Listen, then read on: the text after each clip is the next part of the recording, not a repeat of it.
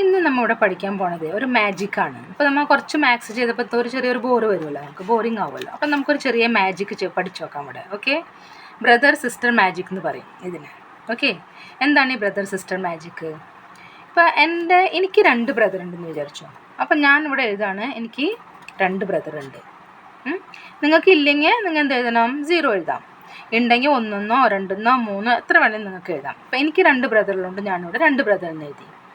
ഇതിൽ നമ്മൾ എന്ത് പറയണം? അവരോട് +3 ആഡ് ചെയ്യാൻ പറയണം. 3 ആഡ് ചെയ്യാൻ പറയണം.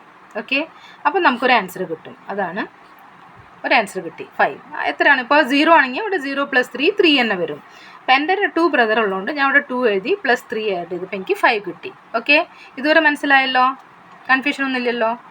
ഇനി ഈ ആൻസറിൽ നമ്മൾ എന്ത് പറയണം? അവരോട് × 5 ചെയ്യാൻ പറയണം. × 5. അപ്പോൾ 5 × 5 is 25.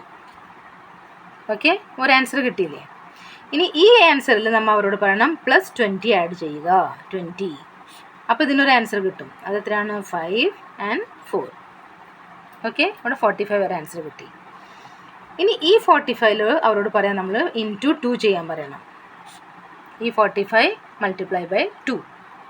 അപ്പോൾ നമുക്കൊരു ആൻസർ കിട്ടും. അതാണ് 90. 90.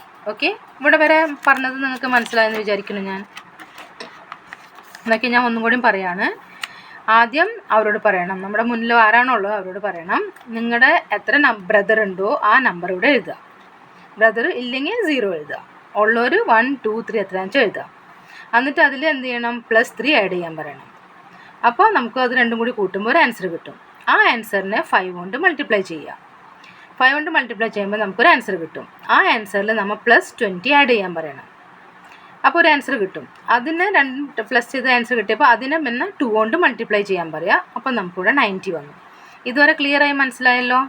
ഓക്കെ, ഇനി നമ്മൾ എന്താ ചെയ്യേണ്ടതെന്ന് വെച്ചാൽ ഈ ആൻസർ ഇവിടെ വരെ ഈ 90 ഈ ആൻസർ കിട്ടില്ലോ. ഈ ആൻസർ കിട്ടുമ്പോൾ ഇനി അവരോട് പറയണം ഈ ആൻസറിൽ നിങ്ങൾക്ക് എത്ര സിസ്റ്റർ ഉണ്ടോ ആ സിസ്റ്ററിനെ ആഡ് ചെയ്യണം. ഫോർ എക്സാമ്പിൾ എനിക്ക് ഒരു സിസ്റ്ററാണുള്ളത്. അപ്പോൾ ഞാൻ ഇതിൽ ആഡ് ചെയ്തു +1. അപ്പോൾ എനിക്ക് ആൻസർ കിട്ടി 91. ഓക്കെ, എത്ര സിസ്റ്റർ ഉണ്ടോ അത്രയും സിസ്റ്ററിനെ ഇവിടെ ആഡ് ചെയ്യുക. അതോ അവിടെ ആരും ഇല്ലെങ്കിൽ 0 ആഡ് ചെയ്യുക. 2 ആണെങ്കിൽ 2 ആഡ് ചെയ്യുക. ഇപ്പോൾ എനിക്ക് ഒരു സിസ്റ്റർ ഉള്ളതുകൊണ്ട് ഞാൻ ഒരു സിസ്റ്റർ ആഡ് ചെയ്തു. അപ്പോൾ എനിക്കിവിടെ ആൻസർ കിട്ടി 91. ഓക്കെ, ഈ ആൻസർ നമുക്ക് കിട്ടിക്കഴിഞ്ഞാൽ ഈ ആൻസറിൽ നമ്മൾ പറയാം ഒന്നും കൂടിയും +1 ആഡ് ചെയ്യാൻ പറയാം. ഇപ്പോൾ ഇവിടെ +1 ആഡ് ചെയ്യാൻ പറയാം. ഈ 1 അല്ല കേട്ടോ, ഈ 1 നമ്മൾ അവർക്ക് എത്ര സിസ്റ്റർ ഉണ്ടോ അതാണ് ആഡ് ചെയ്യാൻ പറഞ്ഞത്. ഇത് ഞാൻ +1 ആഡ് ചെയ്യാൻ പറയുന്നത്. അപ്പോൾ നമുക്കൊരു ആൻസർ കിട്ടി 92. ഇതാണ് ആൻസർ. ഇനി ഈ ആൻസർ കണ്ടാൽ ഈ ഫൈനൽ ആൻസർ കണ്ടാൽ നമുക്ക് പറയാൻ പറ്റും ഒരാൾക്ക് ഇപ്പം എന്നോടാണ് പറഞ്ഞത് എത്ര ബ്രദർ ഉണ്ട് എത്ര സിസ്റ്റർ ഉണ്ട്. ഈ 92 പ്രകാരം എനിക്ക് 2 ബ്രദറും ഒരു സിസ്റ്ററും ഉണ്ട്. ഇതാണ് എൻ്റെ മാജിക്ക്. അപ്പോൾ അത് ഇപ്പോൾ ഇവിടെ ഞാൻ പറഞ്ഞ കാരണം കൊണ്ട് ഇപ്പം നിങ്ങൾക്ക് അറിയാം. പക്ഷേ ഒരാൾ ഇത് അറിയാണ്ടാണ് നമ്മൾ അവരോട് ചെയ്യിപ്പിക്കുന്നത്.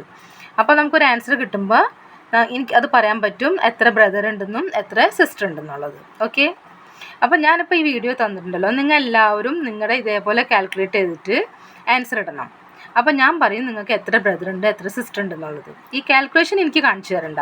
ഞാൻ പറഞ്ഞ പോലെ കാൽക്കുലേഷൻ ചെയ്തിട്ട് ഈ ഫൈനൽ ആൻസർ ഉണ്ടല്ലോ ഇത് മാത്രമേ നിങ്ങൾ വാട്സപ്പിൽ ഇടേണ്ട ആവശ്യമുള്ളൂ. അപ്പോൾ ഞാൻ പറയും നിങ്ങൾക്ക് എത്ര ബ്രദർ ഉണ്ട് ഇത് എത്ര സിസ്റ്റർ ഉണ്ടെന്നുള്ളത്. അത് മാജിക് അല്ലേ? ആ മാജിക്ക് ഞാൻ നിങ്ങളെ പഠിപ്പിച്ചു തരാം എങ്ങനെയാണുള്ളത്. പക്ഷേ ആദ്യം നിങ്ങളുടെ ഇതേപോലെ കാൽക്കുലേറ്റ് ചെയ്തിട്ട് ആ ആൻസർ എനിക്ക് എഴുതി തരണം. ഞാൻ നിങ്ങൾക്ക് നിങ്ങളുടെ ബ്രദറും സിസ്റ്ററും എത്ര ഉണ്ടെന്നുള്ളത് പറഞ്ഞു തരാം.